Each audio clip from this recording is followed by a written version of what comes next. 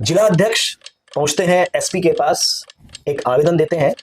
जयप्रकाश यादव एक व्यक्ति जो कि भारतीय जनता पार्टी का राष्ट्रीय प्रवक्ता नहीं है और अपनी फेसबुक प्रोफाइल में राष्ट्रीय प्रवक्ता लिखा रहा है और इनके खिलाफ कार्रवाई की जाए। अभी आप भाजपा में हैं या नहीं? तो आप कहते हैं कि मैं भाजपा का एक पक्का सैनिक हूं और वहीं आप आरोप लगाते हैं, तो क्या भाजपा के कार्य पद्धति पर आपको विश्वास नहीं है क्या? क्योंकि मान लीजिए कि जिला अध्यक्ष आप होते और आपके सामने ऐसी कोई परिस्थिति बनकर सामने आई होती कि कोई व्यक्ति अपनी प्रोफाइल में राष्ट्रीय प्रवक्ता लिखा था, तो आप क्या करते? अक्सर वैशाली नगर के विधायक के ऊपर आरोप लगाते हैं, अभी भी आप आरोप लगा रहे थे। चुनाव आपने उनके विरोध में लड़ा, उनकी छवि जो है, एक काम करने वाले मंचों से बड़े नेताओं ने कहा कि क्रांतिकारी विधायक वो हैं। उनकी छवि जो है वो 24 घंटे काम करने वाले और एक नायक की भूमिका में रहने वाले विधायक की है। आप भी देखते होंगे लगातार वो सड़कों पे रहते हैं, काम करते हैं। तो क्यों ना ये माना जाए कि आप जो उनका विरोध कर रहे हैं, बार बार आप उनके विरोध में जो कहते हैं कि आप उनसे चुनाव हार गए इसलिए आप उनके विरोध में बात करते हैं, कहा जा सकता है।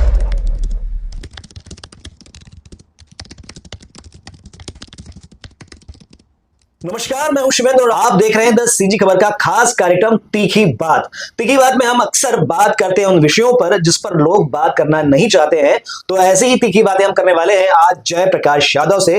तो पहले आपको बता दें कि कौन है जयप्रकाश यादव, तो आइए देखिए इनका एक संक्षिप्त परिचय। जयप्रकाश यादव पेशे से इंजीनियर है और 21 वर्ष से भारतीय जनता पार्टी से जुड़े रहे हैं। वर्ष 2002 में अखिल भारतीय विद्यार्थी परिषद से जुड़े, 6 साल बाद भाजपा के इकाई अध्यक्ष के रूप में भाजपा में काम शुरू किया। वर्ष 2007 में मंडल के प्रचार मंत्री बने, फिर भाजपा में युवा मोर्चा में प्रदेश कार्यकारिणी सदस्य, प्रदेश संयोजक, सोशल मीडिया, राष्ट्रीय कार्यकारिणी सदस्य, युवा किसान समिति किसान मोर्चा भाजपा, जिला मीडिया प्रभारी, जिला मंत्री, ऐसे भाजपा में बड़े महत्वपूर्ण पदों पर रह चुके हैं। वर्ष 2024 में इन्होंने भाजपा से इस्तीफा देकर वैशाली नगर के विधायक रिकेश सेन के खिलाफ चुनाव लड़ा और उन्हें हार का सामना करना पड़ा। कुछ माह पहले अचानक ये सुर्खियों में आ गए जब भारतीय जनता पार्टी के जिला अध्यक्ष पुरुषोत्तम देवांगन ने जयप्रकाश यादव के खिलाफ एसपी महोदय के सामने एक आरोप दर्ज कराया, जिसमें उन्होंने बताया कि जयप्रकाश यादव अपने फेसबुक प्रोफाइल में अपने आप को राष्ट्रीय प्रवक्ता भाजपा का बता रहे हैं, जो कि ये नहीं है। जयप्रकाश यादव लगातार भारतीय जनता पार्टी के जिला अध्यक्ष पुरुषोत्तम देवांगन और वैशाली नगर विधानसभा के विधायक रिकेश सेन के खिलाफ आरोप लगाते रहते हैं। आइए इस पूरे विषय पर इनसे करते हैं तीखी बात। तो चलिए अब बात करते हैं जयप्रकाश यादव से, इन्हीं सारे विषयों पर बात करेंगे। जयप्रकाश जी, आपने समय दिया इसके लिए बहुत बहुत धन्यवाद। नमस्कार जयप्रकाश जी, मैं कुछ ऐसे विषयों पर बात करना चाहूंगा, शायद आप भी असहज हो जाए उन विषयों पर बात करने के लिए। पहली बात तो ये कि लगभग माह 2 माह पहले एक विषय सामने में आया। जिला अध्यक्ष पहुंचते हैं एसपी के पास, एक आवेदन देते हैं। जयप्रकाश यादव एक व्यक्ति जो कि भारतीय जनता पार्टी का राष्ट्रीय प्रवक्ता नहीं है और अपनी फेसबुक प्रोफाइल में राष्ट्रीय प्रवक्ता लिखा रहा है और इनके खिलाफ कार्रवाई की जाए। हमारी चर्चा उस समय हो नहीं पाई थी, बड़ा विषय बन के आया। क्या कहेंगे इस आरोप के बारे में? राजनीति में तो आरोप और प्रत्यारोप जो है वो लगते रहते हैं। जैसा कि आप सबको ये मालूम है कि भारतीय जनता पार्टी मेरी मां है और भारतीय जनता पार्टी में रहते हुए मेरी शहर में पहचान बनी है। मुझे अगर आज कोई पहचानते हैं लोग, तो भारतीय जनता पार्टी की बदौलत ही पहचानते हैं। कीचड़ जितना उछलेगा कमल उतना ही खिलेगा, ये पंक्तियां हमारे प्रथम राष्ट्रीय अध्यक्ष अटल बिहारी वाजपेयी जी की हैं और वो हम सबके प्रेरणा स्रोत हैं। पार्टी हम सबकी है, पार्टी हमारी माता है। और रही बात एक्सीडेंटल अध्यक्ष जी की, तो वक्त बताएगा। देखिए, आपने अभी कह दिया एक्सीडेंटल जिला अध्यक्ष। पहले तो मैं आपको फिर थोड़ा सा पीछे जाता हूं, अभी आप भाजपा में हैं या नहीं? देखिए, मैं जब भिलाई भाजपा का जिला मंत्री था, जिला भिलाई भाजपा में मीडिया विभाग का प्रभारी का भी जिम्मेदारी मेरे पास थी और बूथ सशक्तिकरण अभियान का जिला संयोजक का भी मेरे पास काम था। और उस समय जब एक ऐसे व्यक्ति विशेष को टिकट दी गई, जिसने हमारे देश के प्रधानमंत्री जी को अपशब्द कहे, जिसने हमारे देश के गृह मंत्री जी को अपशब्द कहे और हमारे स्थानीय नेताओं के बारे में बुरा भला कहा, और उसका एक वीडियो वायरल हुआ। हम सबके प्रेरणा स्रोत वैशाली नगर विधानसभा के विधायक परम श्रद्धेय स्वर्गीय विद्यारतन भसीन जी, उनके जीवन काल में उनके घर के सामने उनका पुतला दहन करके उनके घर के सामने विरोध दर्ज करना, फतवा जारी करना उनके विरुद्ध कि कोई भी सेन समाज का व्यक्ति उनका दाढ़ी मूछ नहीं बनाएगा, इन सब बातों से भाजपा के प्रत्येक कार्यकर्ता आहत थे। और जब एक ऐसा नाम आया, और भी कई सारी बातें थी जिसमें आर्थिक विसंगतियां भी थी, पार्टी विरोधी गतिविधियां भी तत्कालीन समय में थी, इन सबको लेकर के जब बातें हुई तो मैंने भारतीय जनता पार्टी के सभी पदों से जिला भाजपा के तत्कालीन अध्यक्ष श्री ब्रजेश बिजपुरिया जी को इस्तीफा भी दिया था, और इस्तीफा देने के बाद मैंने नामांकन फॉर्म दाखिल किया था। मेरे पास कोई भी निष्कासन का पत्र नहीं आया, क्योंकि मैं स्वयं पार्टी से इस्तीफा दे चुका था।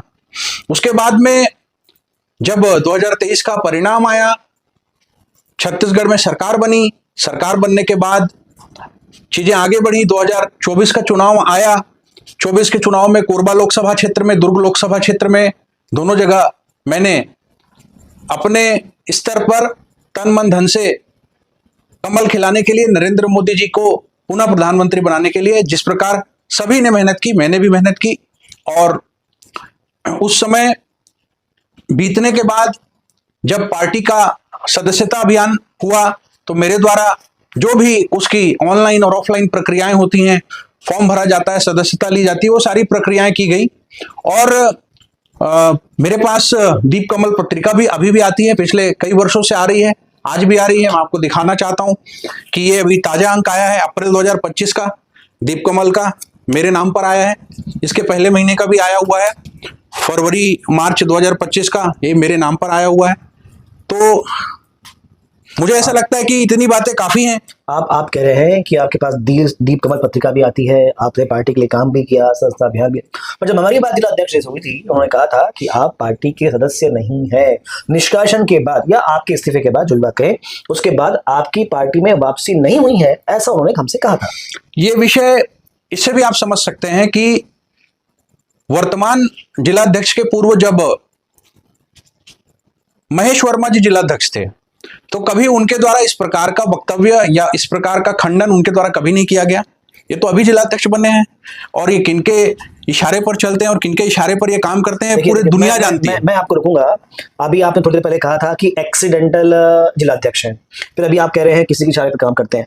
तो एक तो आप कहते हैं कि मैं भाजपा का एक पक्का सैनिक हूं, और वहीं आप आरोप लगाते हैं, तो क्या भाजपा के कार्य पद्धति पर आपको विश्वास नहीं है क्या?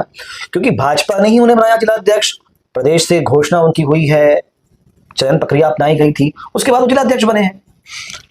बिल्कुल आप सही कह रहे हैं, मगर मैं यही कहना चाहूंगा इसमें कि पद तो आते जाते रहते हैं, और पद प्राप्त कर लेना कोई बहुत महत्वपूर्ण विषय नहीं है।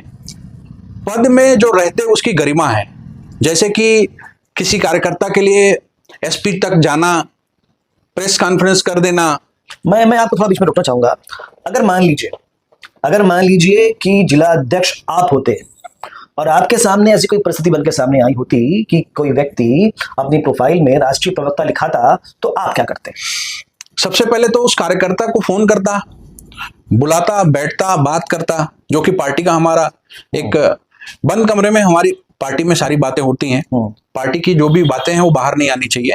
और एक नोटिस जारी होती है, उनको कारण पूछा जाता, क्या वो ऐसा कर रहे हैं, नहीं कर रहे हैं। अच्छा, बिना पूछे एक पक्षी कार्रवाई करना, क्योंकि अनुशासन सर्वोपरि है भारतीय जनता पार्टी में। भारतीय जनता पार्टी भारत माता की सेवा के लिए काम करती है, और हम सबका उद्देश्य कमल खिलाना है, और इन सब गतिविधियों से पार्टी की बदनामी हुई है, जिसकी जिम्मेदारी जिलाध्यक्ष जी की स्वयं है। हमने जब जिलाध्यक्ष की बात की थी, तो उन्होंने कहा था कि मैं अनुशासन ही तो लाने का प्रयास कर रहा हूँ, पार्टी में अनुशासन लाने के लिए मैंने ऐसा प्रयास किया। ये कैसा प्रयास है कि एक छोटा सा मामला है, आपको स्पष्ट रूप से बताना चाहता हूं कि मैंने पुलिस थाने में पूर्व में सूचना दे दी थी कि मेरा सोशल मीडिया प्रोफाइल, क्योंकि हाँ, पैसे मांगने वाली जो बात है सोशल फेसबुक मैं के उसी माध्यम विषय से पे आना चाह रहा था। फेसबुक के माध्यम से जो लोग पैसों की मांग करते हैं, कोई आईडी बना लेता है।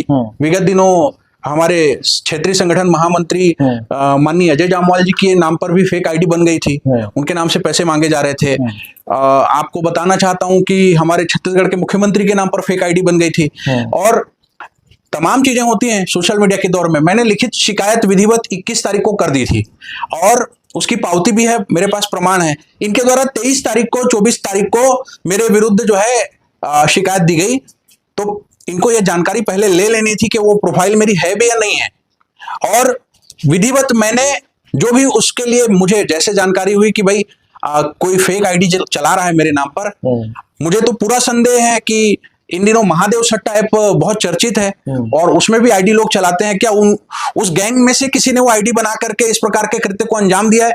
मैं जांच की भी मांग करता हूं, इस मामले की पुलिस विभाग से भी मांग करता हूं कि इस मामले की जांच होनी चाहिए, और जो भी इसमें दोषी हैं उस पर कार्रवाई होनी चाहिए। आपने कहा आपने 21 तारीख को पुलिस में प्रशासन के पास आवेदन दिया था आपने, तो क्या अब तक कुछ बड़ी कार्रवाई या आगे कुछ कार्रवाई उस पर हुई क्या, या आपने कुछ उसको फॉलोअप लिया क्या कि क्या कार्रवाई कर रहे हैं आप?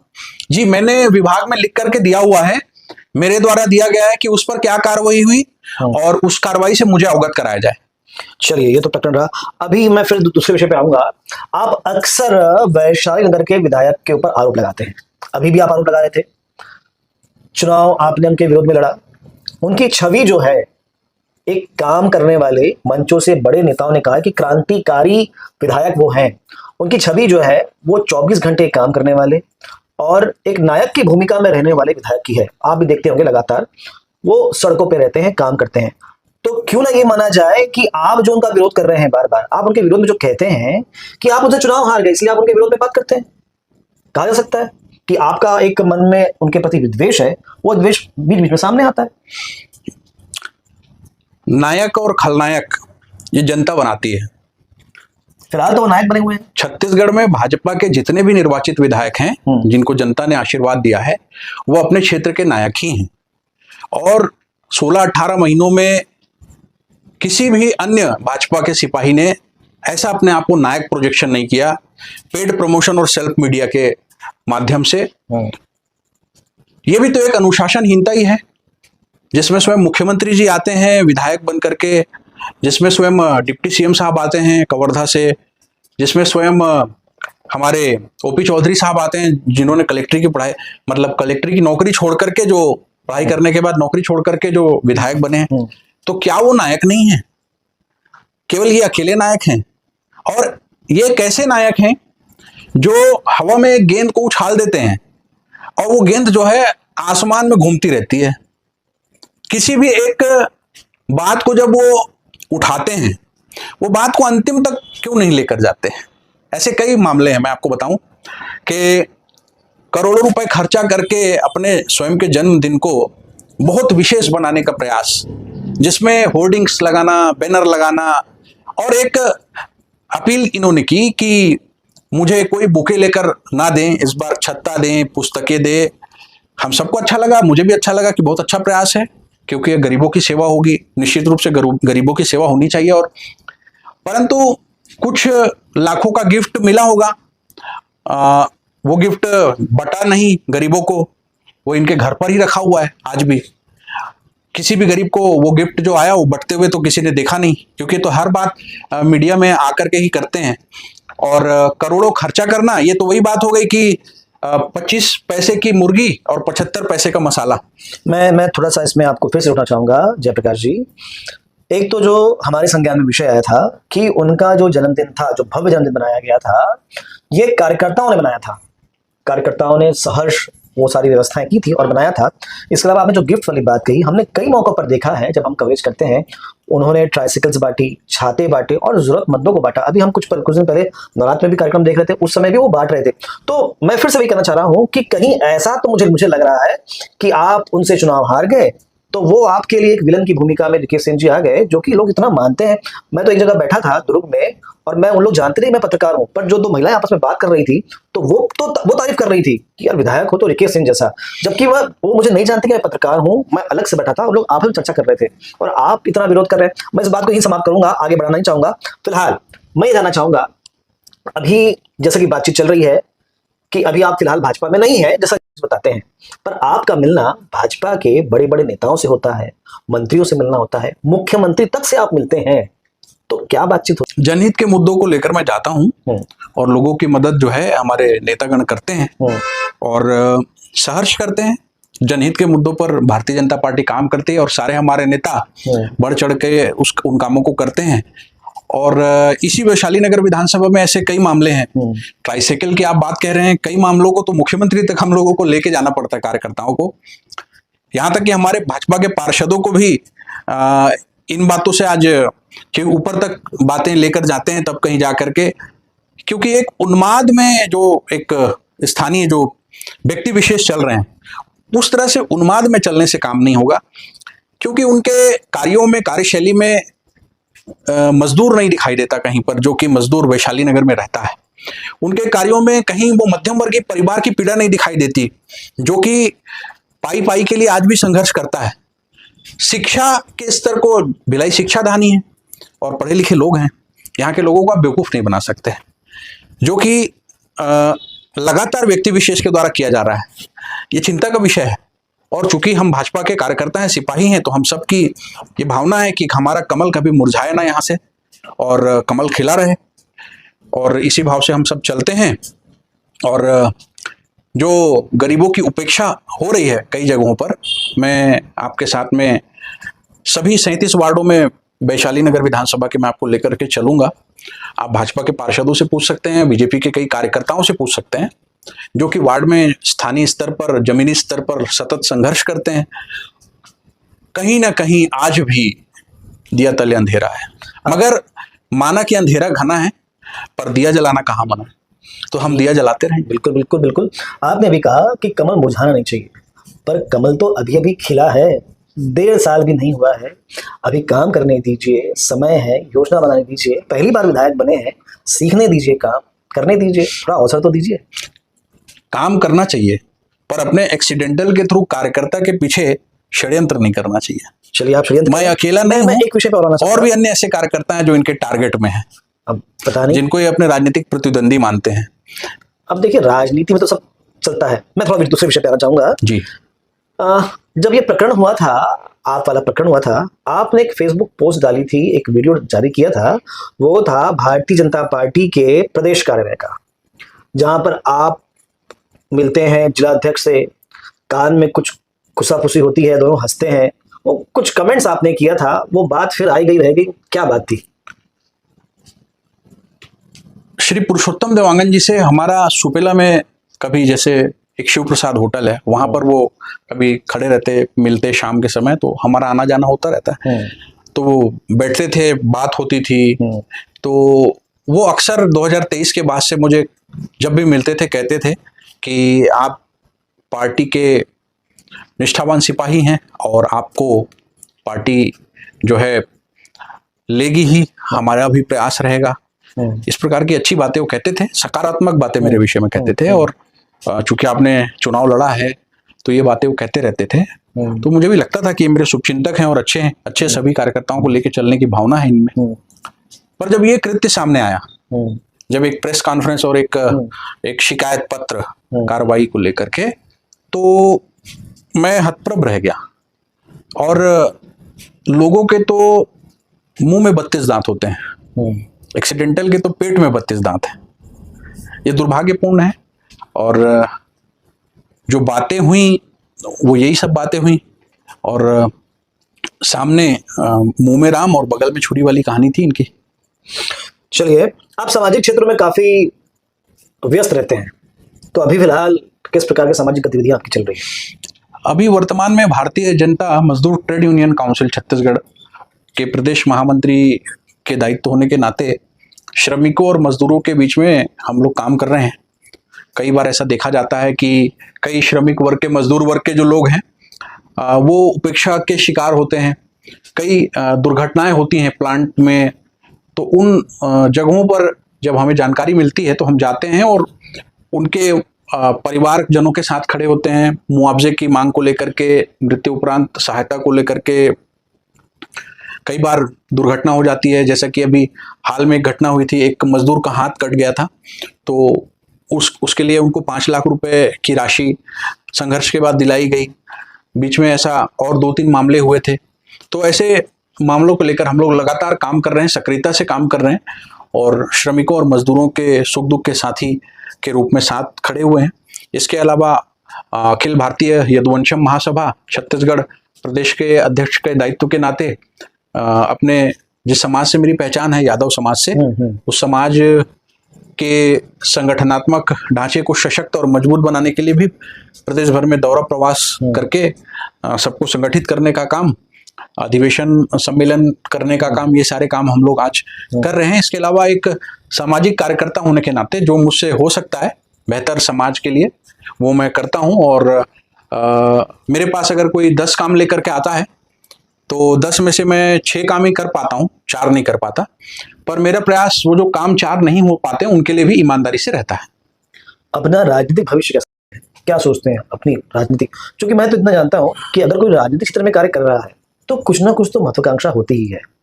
तो किस प्रकार देखते हैं अपने राजनीतिक भविष्य को? भारतीय जनता पार्टी ने मुझे 2 बार पार्षद की टिकट दी है।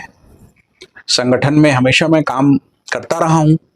वार्ड बूथ स्तर से मैंने काम प्रारंभ किया था, अखिल भारतीय विद्यार्थी परिषद से जुड़ा रहा। उसके बाद जब भाजपा में आया, युवा मोर्चा में बहुत सारे दायित्व रहे मेरे पास। सुपेला मंडल का मैं प्रचार मंत्री रहा भिलाई जिला संगठन में, जब हमारे संजय श्रीवास्तव जी प्रदेश अध्यक्ष होते थे। और उसके बाद में अनुराग सिंह देव जी की प्रदेश कार्य समिति में सदस्य रहा। विजय शर्मा जी के टीम में भी प्रदेश का संयोजक रहा सोशल मीडिया सेल का, और जिला भिलाई भाजपा का मंत्री का दायित्व भी रहा। तो दायित्व तो मेरे पास हमेशा से रहे। और जब अवसर ऐसा उपचुनाव का, कांग्रेस शासन काल में जब उपचुनाव हुआ वार्ड 3 में, जो 24,000 आबादी वाला वार्ड था, भिलाई निगम का सबसे बड़ा वार्ड, नेहरू नगर, प्रियदर्शनी परिसर, कोसानाला, ये अभी 3 वार्ड हो गए हैं अलग अलग, ये तीनों मिलाकर एक वार्ड था। उस वार्ड से पार्टी ने मुझे चुनाव लड़ने का अवसर दिया था। और जब सब जगह पंजा छाप जीत रहा था, क्योंकि उस समय भूपेश बघेल की सरकार थी नगरीय निकाय चुनाव में, तो उस दौर में कमल खिला था और खून पसीना बहाया हम सब ने मिलकर के, और चुनाव जीते थे। और दूसरी बार मेरे जो वार्ड हैं, चूंकि देवेंद्र यादव के कैंडिडेट को, एनएसयूआई के प्रदेश सचिव को मैंने हराया था, अतुल श्रीवास्तव जी को, तो दुर्भावना पूर्वक भूपेश बघेल जी से मिल करके वार्डों का परिसीमन ऐसा किया गया कि आसपास के 3 वार्डों को एससी कर दिया गया, आरक्षित कर दिया गया, और कोसानाला एरिया जनरल हुआ। और वहां पर मेरे सामने वैशाली नगर विधानसभा के पूर्व विधायक स्वर्गीय भजन सिंह निरंकारी जी के सुपुत्र को बतौर महापौर उम्मीदवार कांग्रेस पार्टी से प्रोजेक्ट किया गया मेरे वार्ड से, और काफी धनबल का खेल हुआ। और कुछ हमारे पार्टी के व्यक्तियों को भी निर्दलीय नामांकन भरवाया लोगों ने, और इस तरह से पूरी तरह से घेर करके मुझे उस चुनाव को हराने का प्रयास किया गया, जिसमें ये विरोधी सफल भी हुए। परंतु मैंने हार नहीं मानी। मैं आज भी क्षेत्र में जनता के बीच में लगातार सक्रिय हूँ, लगातार उनके बीच में रहता हूँ, काम करता हूँ। सुबह से लेकर के देर रात्रि तक मैं अपने लोगों के लिए समर्पित हूँ और उनके साथ सदैव खड़ा हूँ, क्योंकि पद रहे या ना रहे, हमारा उद्देश्य सेवा करना है, जो कि जारी है। जयप्रकाश जी, चलते चलते अंतिम प्रश्न, कभी आपको इस बात का अफसोस होता है कि काश मैंने चुनाव नहीं लड़ा होता, मैं निर्दलीय चुनाव नहीं लड़ता? मुझे ऐसा लगता है कि शायद अगर आप चुनाव नहीं लड़ते, आप भाजपा में होते, शायद आप जिलाध्यक्ष होते, आप प्रदेश कार्यकारिणी में रह चुके हो, आपकी इतनी निकटता नेताओं से है, संगठन में निकटता है, शायद आज आपके पास कुछ लाल बत्ती होती, आयोग वगैरह मिल गया होता, या और कोई दायित्व होता। तो कभी लगता है ऐसा कि मैं चुनाव नहीं लड़ता तो ज्यादा अच्छा होता? राजनीतिक चूक तो लोग इसे कह रहे हैं कि ये मेरी एक राजनीतिक चूक है, मगर मैं ऐसा नहीं मानता। मैं ये कहना चाहता हूं कि वैशाली नगर विधानसभा में मुकेश चंद्राकर जी जीते या रिकेश सेन जी जीते, जीतेगी कांग्रेस, ये मैंने उस समय कहा था, और ये मैं आज भी कह रहा हूं कि फूल छाप कांग्रेसी जो है, जिसने कई बार खुद वो निर्दलीय चुनाव लड़े हुए हैं, वैशाली नगर के वर्तमान विधायक जी, और पार्टी के प्रत्याशी को उन्होंने हराया है। मैंने तो कभी ये पाप नहीं किया अपने जीवन में। मैं निर्दलीय चुनाव लड़ा भी तो भी पार्टी ही जीती, मैंने कभी पार्टी को हराया नहीं। दूसरी बात कि आज वैशाली नगर विधानसभा में भाजपा के निष्ठावान सिपाही हाशिए पर पड़े हुए हैं। कौन लोग घूम रहे हैं उनके साथ? जो कभी भिलाई विधायक जी के साथ घुमा करते थे, कौन लोग उनके साथ घूम रहे हैं आज? जो कभी पार्टी में किसी दायित्व में नहीं रहे। तो कहीं ना कहीं भाजपा कार्यकर्ताओं की लड़ाई और उनके स्वाभिमान के लिए, कार्यकर्ताओं के सम्मान के लिए, क्योंकि राजनीतिक जीवन में सम्मान सबसे बड़ा विषय रहता है। मैं फिर आपसे एक प्रश्न करना चाहूंगा। मुझे लग रहा है कि आप अपने पर अभी भी स्टैंड है जो आपने किया, तो ऐसे में आपकी वापसी भाजपा में कैसे होगी? भारतीय जनता पार्टी का विचारधारा, नीति, रीति, सिद्धांत और पार्टी का जो लक्ष्य है वो अंत्योदय का लक्ष्य है। उस अंत्योदय के लक्ष्य को लेकर मैं चल रहा हूं। पंडित दीनदयाल उपाध्याय जी के दर्शन को लेकर मैं जीता हूं। राष्ट्रीय स्वयंसेवक संघ के एक स्वयंसेवक के नाते जो राष्ट्रवाद की विचारधारा है, जो हिंदुत्व की विचारधारा है और एकात्म मानववाद की विचारधारा है और पार्टी की जो पंचनिष्ठा है, उन सबको मैं आत्मसात कर चुका हूं और उनको लेकर मैं जीता हूं। तो कोई एक्सीडेंटल मुझे आकर के प्रमाण पत्र नहीं देगा कि मैं भाजपाई हूं या नहीं। तो ये हमारी सारी बात थी जयप्रकाश यादव से हमारे खास कार्यक्रम तीखी बात में। ये अपने विषयों पर, अपनी बातों पर अब भी कायम है, जिन बातों को ये पहले कहा करते थे जब इन्होंने निर्दलीय चुनाव लड़ा था। और फिलहाल ये आरोप अब भी लगा रहे हैं विधायक राकेश सेन पर, और कुछ आरोप तो ये जिला अध्यक्ष पर भी लगा रहे हैं। आप बता दें कि विषय सोच अलग अलग होती है। कोई कहता है गिलास आधा भरा है, कोई कहता है गिलास आधा खाली है। पर आपकी सोच क्या है? आप क्या सोचते हैं हमारी सारी बात पर? जो बातें जयप्रकाश यादव जी ने कही है और क्या सोचते हैं आप क्षेत्र के विकास को लेकर, कमेंट्स करके जरूर बताइएगा। और ऐसी ही खबरों के लिए बने रहें द सीजी खबर के साथ। धन्यवाद।